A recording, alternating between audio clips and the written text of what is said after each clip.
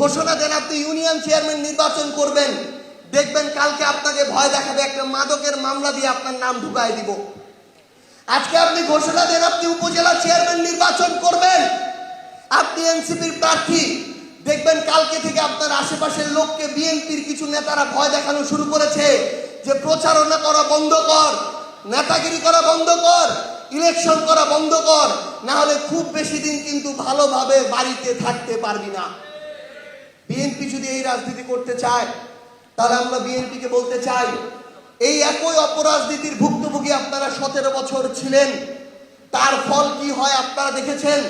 আপনারা আমাদের জুলাইয়ের সহযোদ্ধা, মনে রাখবেন আমরা এই 24-এর অভ্যুত্থানে সবাই নতুন অংশগ্রহণ করেছি, এই তরুণ প্রজন্ম 90 অংশগ্রহণ করে নাই। এ কারণে 24-এর পরে কি করা দরকার এটা নিয়ে আমাদের অভিজ্ঞতার ঘাটতি ছিল, এ কারণে অনেক কিছু প্রত্যাশা মতো হয় নাই। কিন্তু এখন সবার সেই অভিজ্ঞতা আছে, আগামীতে যদি একই অপরাজনীতি কেউ করতে চায় তাদের পরিণতি আওয়ামী লীগের চেয়ে ভয়াবহ হবে। কারণ প্রত্যেকটা মানুষ জানে পরে যারা স্বৈরাচার হয়ে উঠতে চাইবে তাদের সাথে আমাদের কি করা লাগবে।